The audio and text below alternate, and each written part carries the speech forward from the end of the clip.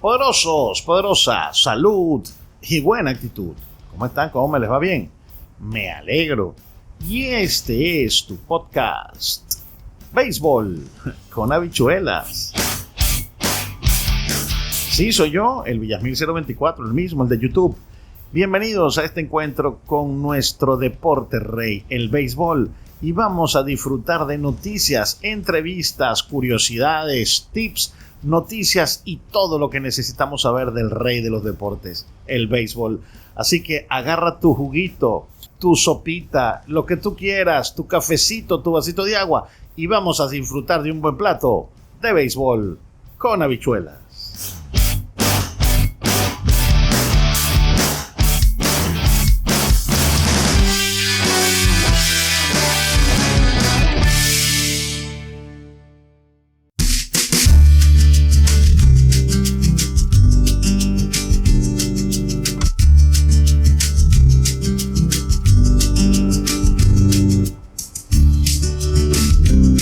¿Qué tal, mi gente? ¿Cómo están?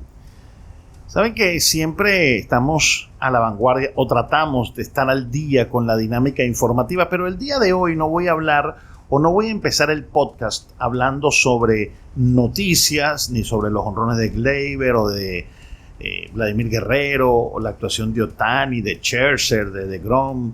Vamos a hablar sobre un tema bien interesante, un tema que a mí me llamó la curiosidad y es una nota escrita por Anthony DiComo, periodista que escribe para MajorLeagueBaseball.com, MLB.com, y habla sobre el carro de Brandon Nimmo. Wow, la gente va a decir, bueno, ¿cómo que el carro de Brandon Nimmo? Brandon Nimmo tiene un contrato de más de $4 millones, ha ganado $10 millones, más de $10 millones, incluyendo el signing bonus en su carrera.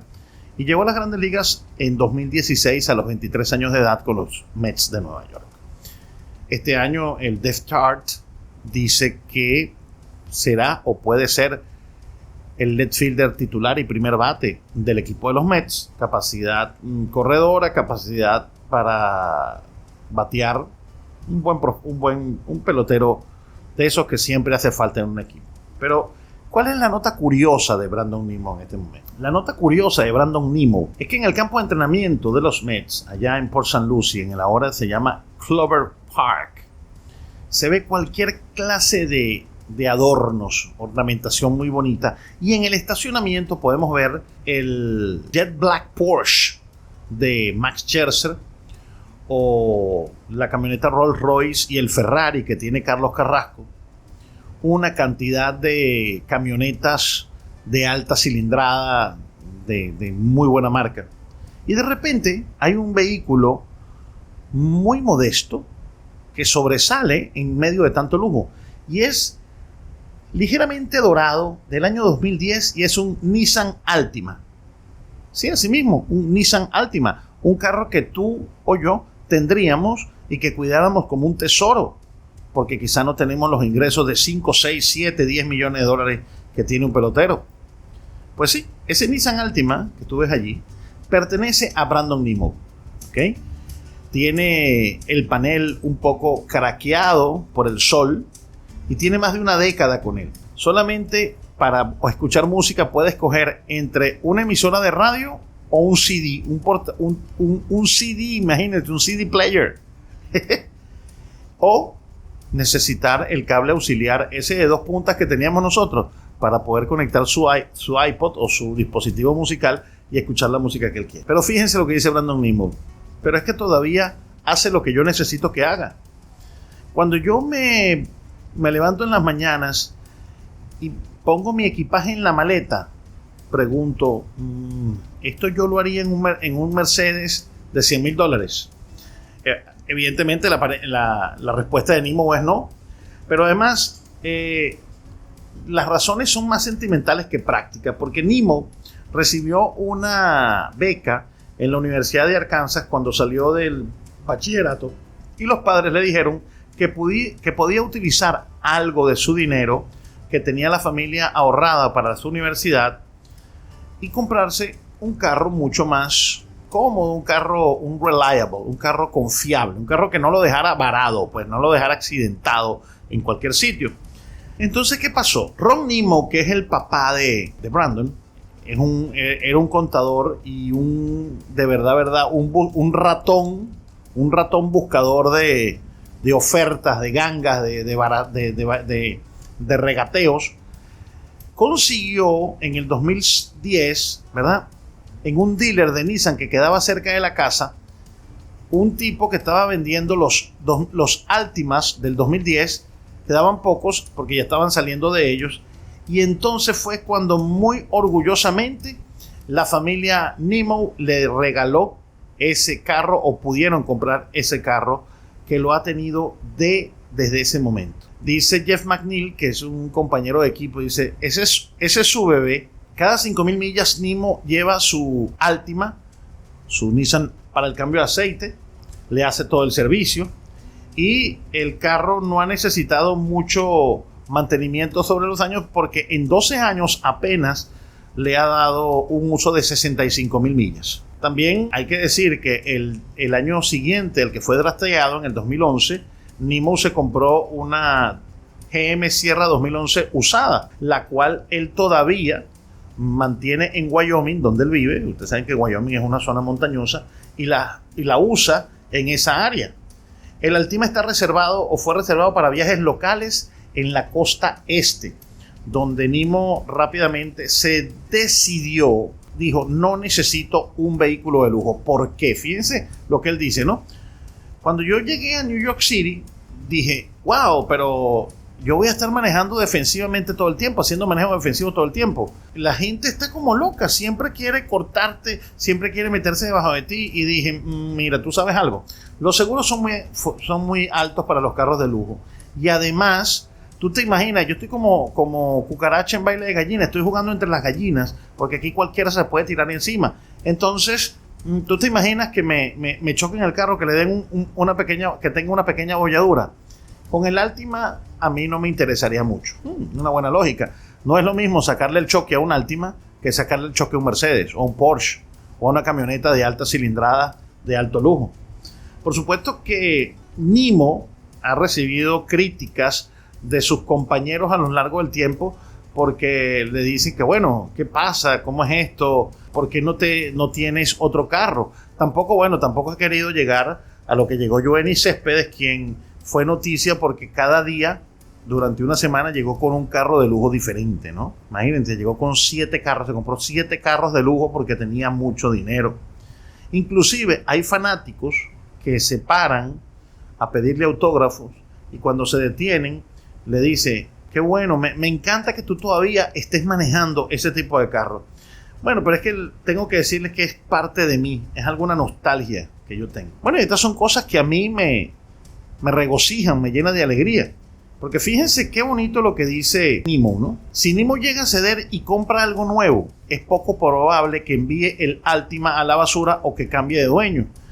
Hay un libro que se llama el Kelley Blue Book y dice que cuesta unos $2,000, $3,000. Y dice Nemo, para mí vale algo más que eso. Y fíjense por qué. Esto me mantiene humilde, me recuerda de dónde vengo. Cuando tengo un mal juego, puedo saltar y decir, me alegro de no haber comprado un Mercedes de $100,000. Probablemente manejaré este carro hasta que esté completamente destrozado. Y después veremos qué pasa. ¿Qué piensas tú?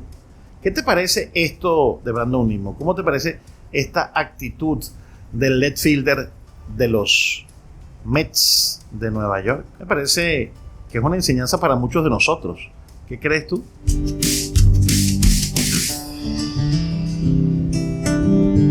Y este es tu podcast, Béisbol con Habichuelas.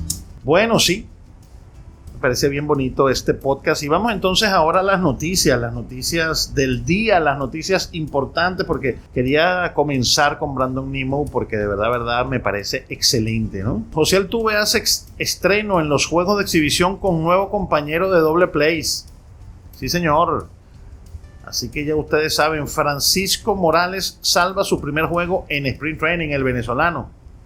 Y lo más importante, los peloteros de los Yankees y de los Mets no vacunados podrán jugar en el área de Nueva York. Pudieron ceder con Michael Irving, ¿no? Pero con los Yankees no se mete nadie. Leemos una nota de Malcolm Grunfeld en elemergente.com, tu punto de encuentro del béisbol latinoamericano. Lo siguiente: José Altuve finalmente hizo su estreno en los juegos de exhibición del Spring Training. El infielder no tuvo suerte y se marchó con 3 turnos en blanco frente al picheo de los Cardenales de San Luis. Y ahora está junto con Jeremy Peña, quien será su compañero de doble plays y que va a tener la dura labor de mantener o de sustituir al puertorriqueño Carlos Correa, que como ustedes saben, se fue a Minnesota.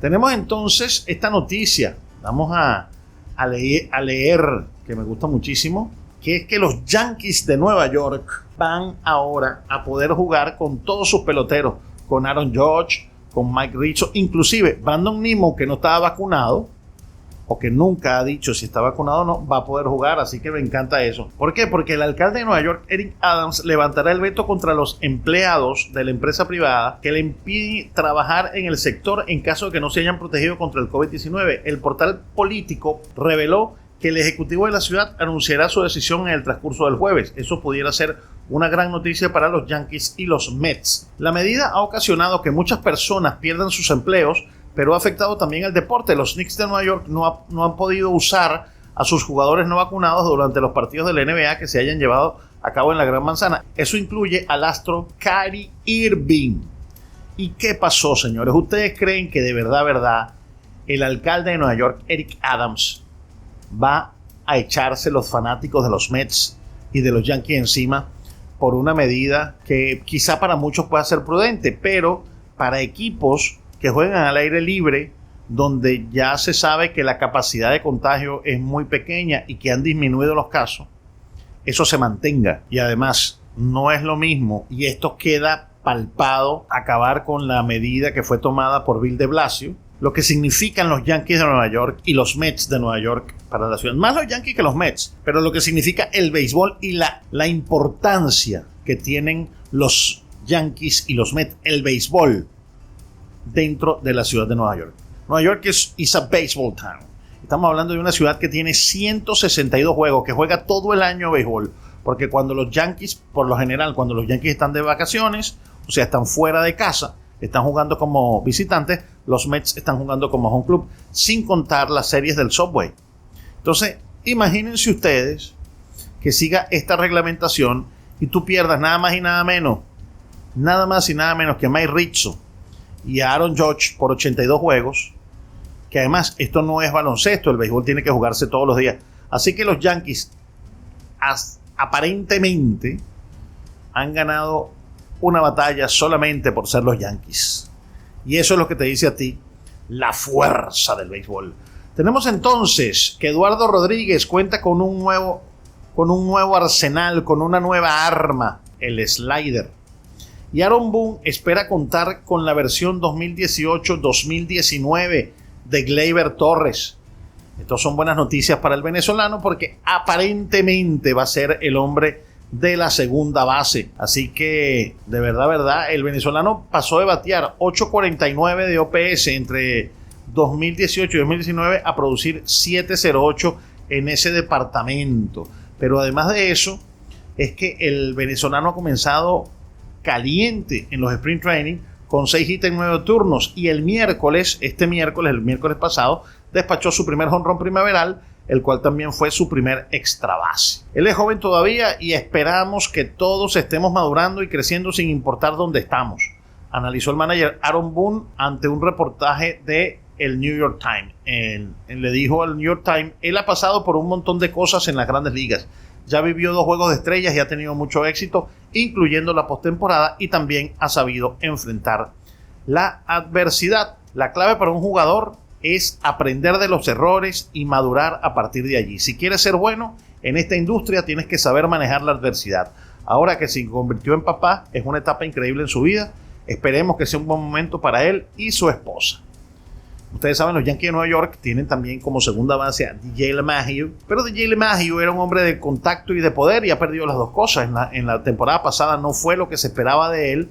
Todo el mundo pensó que iba a tener una campaña como la del 2020, que muchos la tomaron como referente. Yo siempre he dicho que la campaña de 2020 no hay que tomarla como referente porque no lo es. La campaña de 2020 fue una campaña atípica de 60 juegos que fue asignada por la pandemia y creo que mucha gente está cometiendo graves errores con esto. Noticias van, noticias vienen, noticias hay, noticias no hay, pero lo cierto del caso es que estoy muy contento con lo de Brandon Nimmo y su 2010 Nissan Altima, un hombre que ha creído en la humildad y que no se vanagloria ni se preocupa por tener estos carros. Bueno, los Rojos de Cincinnati acordaron un contrato de 1 año con Tommy Pham. Hanser Alberto, por ejemplo, ya tiene un contrato de 1 año, no pudo llegar temprano, llegó apenas hace 2 días al campo de entrenamiento por problemas con la visa. Habían preguntado qué pasaba con Hanser Alberto.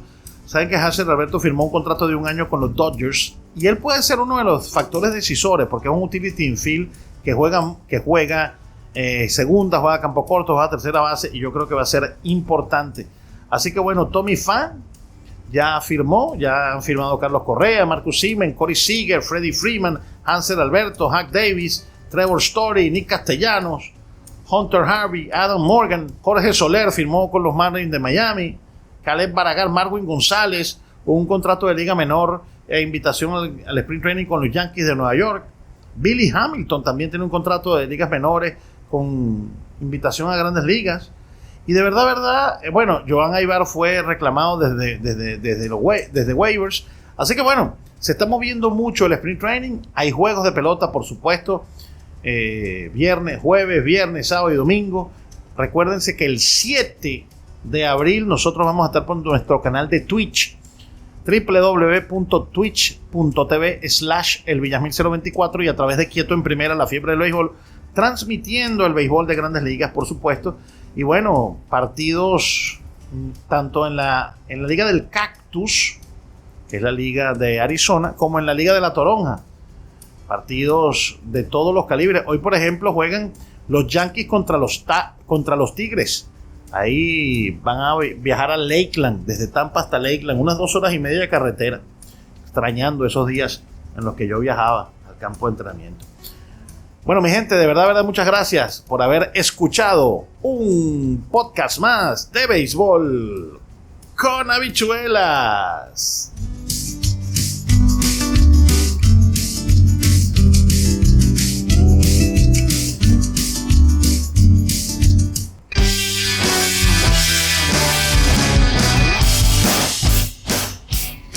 Y este fue tu podcast Béisbol con habichuelas. Noticias, entrevistas, comentarios, curiosidades y más, mucho más de lo que te gusta saber del rey de los deportes, el béisbol.